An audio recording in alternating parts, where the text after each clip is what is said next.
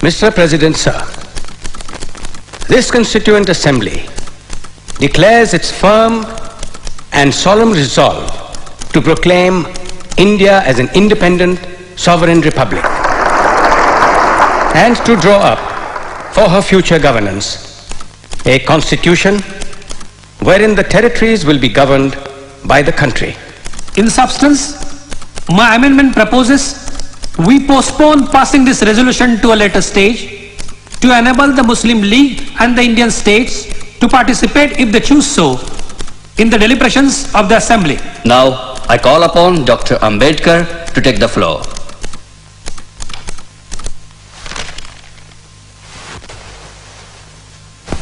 Mr. Chairman, I am indeed very grateful to you for having called me to speak on this resolution. I know today we are divided politically, socially and economically. We are a group of warring camps, and I may even go to the extent of confessing that I am probably one of the leaders of such a camp. But sir, with all this, I am quite convinced that nothing in the world will prevent this country from becoming one. I have no hesitation in saying that, notwithstanding the agitation of the Muslim League for the partition of India, someday enough light will dawn upon them and they too will begin to think that a united India is better even for them.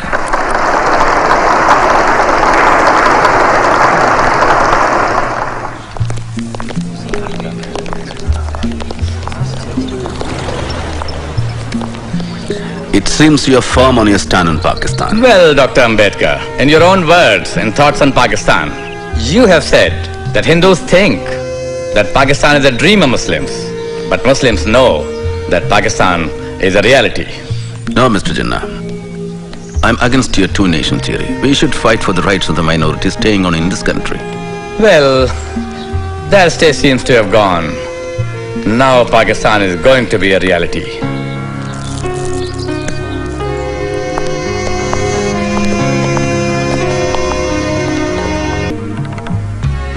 Yes, history has put this responsibility on us.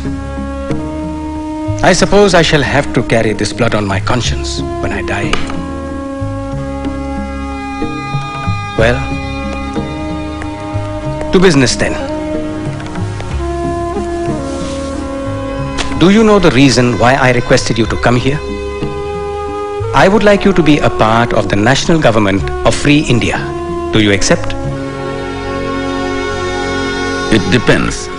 What portfolio? Law?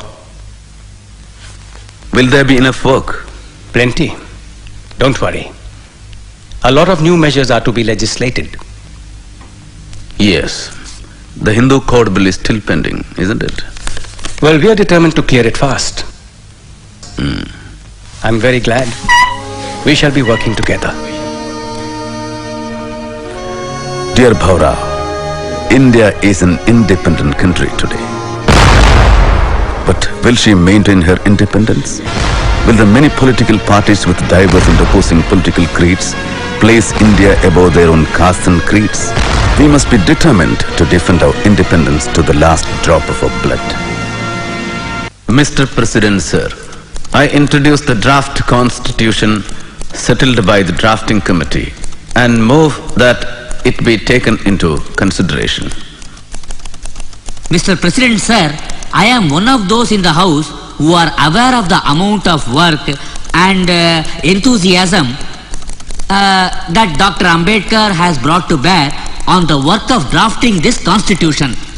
The House is perhaps aware that of the 7 members nominated by you, one had resigned and was not replaced.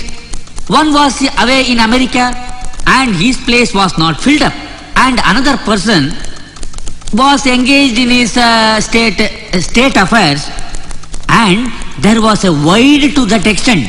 1 or 2 people were far away from Delhi, and perhaps reasons of health did not permit them to attend.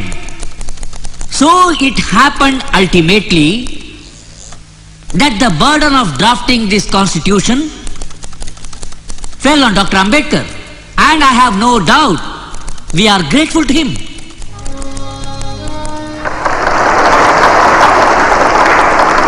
The credit that is given to me does not belong to me. It belongs partly to Sir B.N. Rao, the constitutional advisor to the Constituent Assembly, who prepared a rough draft of the Constitution for the consideration of the drafting committee. A part of the credit must go to the members of the drafting committee also.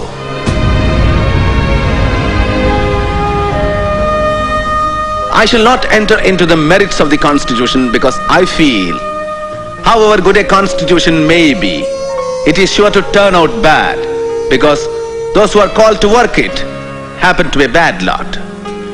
However bad a Constitution may be, it may turn out to be good if those who are called to work upon it happen to be a good lot. It is therefore futile to pass any judgment upon the Constitution without reference to the part which the people and their parties are likely to play. Thank you.